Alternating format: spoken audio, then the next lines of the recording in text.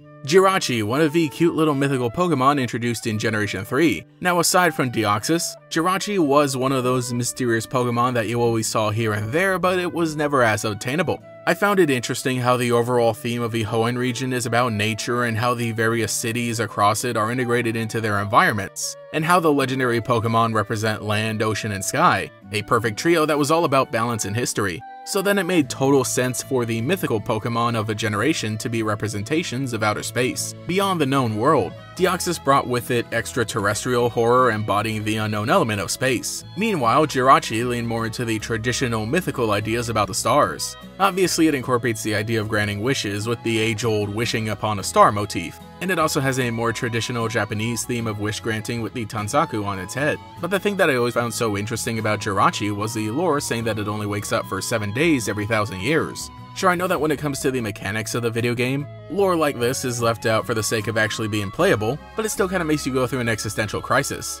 The idea that if you meet this Pokemon during the time it's awake and become friends, it'll eventually go back to sleep and the next time it wakes up, you'll be long gone. Well, it's a good thing that this is only a Pokédex entry, and that's the only place we've ever seen it. Oh wait, there was a whole movie about it, right. Really, I think that a good amount of people watched the movie Jirachi Wishmaker before even reading the Pokédex entries. You know, because it is a mythical Pokemon. Someday I'll do like a full review of this movie, especially because the ending just hits really hard, but it was one that I would watch all the time on DVD along with Destiny Deoxys. I think that these two movies go pretty well together with how different they are. Two unique looks at the mythical Pokemon of Generation 3. But yeah, the ending of this movie was always so sad, man. Why does Max always have to suffer? I wonder if canonically there's only meant to be one Jirachi with the legend around it, or if there are multiple, and how you want to factor things in with the appearance in a later episode of the Black and White anime. But you know, when it comes to legendary mythical Pokemon in the anime, the movies versus the main series, it's all up in the air. And of course in the video games, it's always kind of undetermined. But even to this day, the Pokédex entries paint this picture of a magical Pokemon that only makes a limited time appearance, like some sort of Millennial McRib.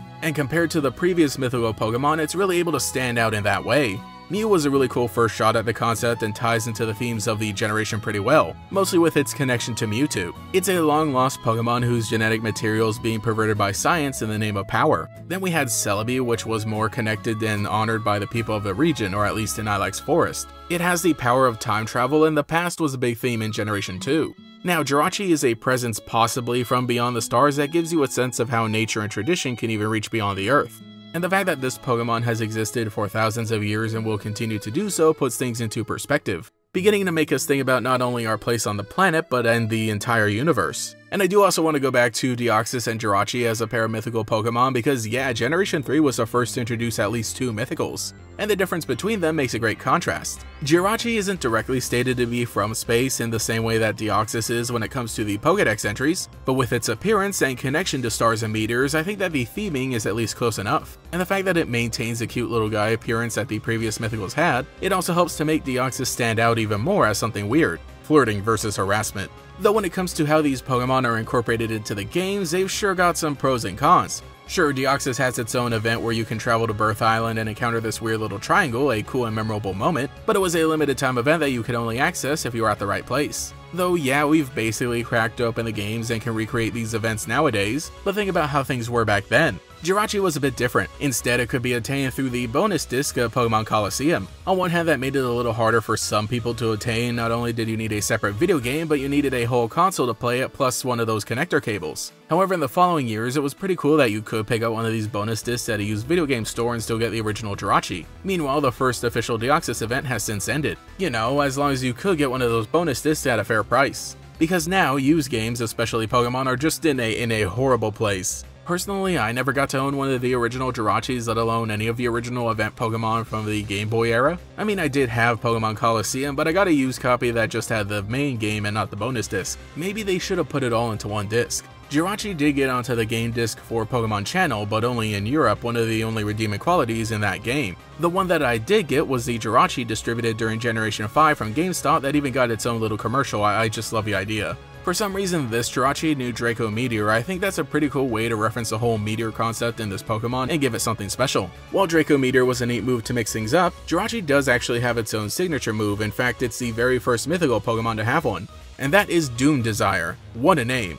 You wouldn't expect a sinister sounding attack to be used by a funny little guy. The effect is basically Future Sight, but as a special Steel type move. When you choose it in battle, you get the message, Jirachi chose Doom Desire as its destiny, and then 2 turns later the opponent gets hit in the face with the power of a star. This move goes so hard, in canon I wonder what exactly the explanation is. Like, because Jirachi is a wish-granting Pokemon, maybe it's the trainer wishing for a powerful attack that Jirachi grants by calling down the Light of Destruction. The animation for this move is always so haunting too. I wouldn't go as far to say that this is the darkest Pokemon move, but the name is definitely up there. And with the more recent games, they've had to come up with various ways of keeping these Pokemon available. In Brilliant Diamond and Shining Pearl, you could get one for free just by having save data for Pokemon Sword and Shield. I normally wouldn't mention things like this because I feel like it's just kinda there, but it did really bail me out once. When I was doing a fossil and prehistoric Pokemon only run of Brilliant Diamond, I really ran into a snag with Gardenia because grass Pokemon just obliterated my entire team. So I went and grabbed myself a Jirachi and justified this as being part of the theme by using Jirachi as a giant meteor that wiped out the dinosaurs. Don't worry, this was a live stream and chat said it was okay.